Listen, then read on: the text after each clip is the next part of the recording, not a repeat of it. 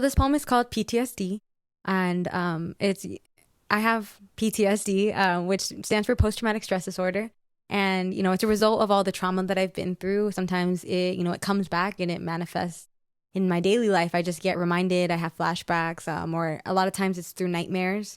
And, depending on what I'm going through in life, it's gotten really bad to the point where, I've thrown up because my panic attack was so bad, or, I've woken up and peed on myself because I had a nightmare that really relived something that I wasn't ready to relive. And for a long time, I felt so ashamed of having PTSD. And I felt like it really inhibited me in my daily life, in relationships, especially like trying to learn how to be intimate with someone, but also explaining like, I could totally freak out on you and have a panic attack or relive something. But I think with time, I really learned to sort of accept that about myself, and really love it, because at the end of the day, I feel like I've learned that my PTSD is my greatest defense mechanism.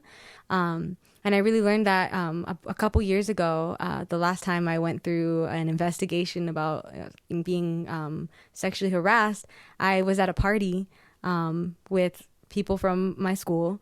And on my way out of this party, this random guy, this drunk guy, slapped me on the ass.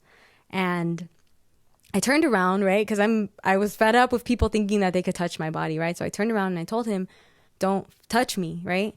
And in that moment, he got really aggressive with me and he got in my face and he screamed at me. He said, "I don't give a fuck about you." And in that moment, I didn't know if he was going to hit me. Like, he was so drunk that I had no idea. I completely lost my sense of safety and control. And just like that, I had probably one of the worst panic attacks I've ever had in my life. I barely got out of the house. I couldn't breathe. I was crying so hard. My friends barely even, I didn't even want to leave. It was just this whole big blur. What felt like hours happened, I think, in maybe 5 minutes. And the first thing I did when I went to school the next day, it was the first day of school. It was my senior year. And I reported him to Title IX, and we started an investigation, and he was put on probation eventually. And I think what I learned from that experience with my PTSD is that my PTSD got me out of that situation. Like, yes, it was scary and it was painful, and I didn't feel in control, but in that moment, my body said, "You don't feel safe, you have to leave." And it got me out of that situation in tears, without being able to breathe, whatever. But I left, and that's something that oftentimes, especially growing up in an abusive home, I've never been able to just leave or to even tell someone, like, leave me alone, And I think it's something that I've really grown in and is very powerful. So I want to share this poem, which is kind of like a little bit like a love letter to my PTSD.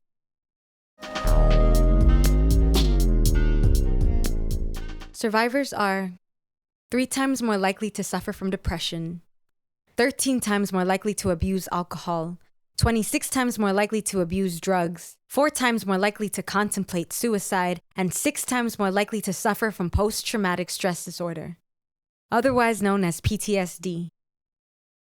These are the numbers tattooed across my body. If we took off my clothes, I'm sure you'd find them, but I'd rather not because I have PTSD. Post-traumatic stress disorder, pretending to still dream, prying to surpass detachment, probably tripping, so stop the drama. Parental tension is severely damaging, pursuing total self-determination. Poderosa pero también siento dolor. Our Lady of Sorrows has taught me that love is pain. And I walked blindly in her footsteps daily. I think that's what they call faith. The belief in something bigger than yourself so that you give up control to the situation that you're in. That sounds a lot like how I got stuck here in the first place. In a relationship I couldn't explain, with a parasite of a man who was addicted to my pain. How do I explain to you that my PTSD is my oldest friend and my biggest enemy? How can I get you to understand that I love you, but I need my space right now? What happened last year feels like last night, and although you may not always be the problem, challenge yourself to stop being the perpetuator. I'm still working on this unlearning too.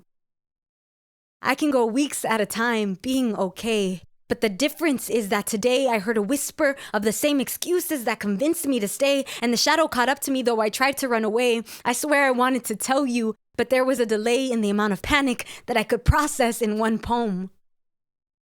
Life with PTSD means that I always have a +1 to the party. On weekends, we like to stay up late, cuddle, and watch our favorite TV show, America's Most Traumatic Home Videos. We drink soy lattes with a double shot of insecurity, please. And I'd like to believe that you, me, and my PTSD maybe sounds a little bit sexy. So you could come over and help me get through a panic attack just like my therapist taught me. So yes, world, I have PTSD, which means that I create my own definition of safety. And you know what? Being a survivor means waking up every morning, and it is always a great day to be me.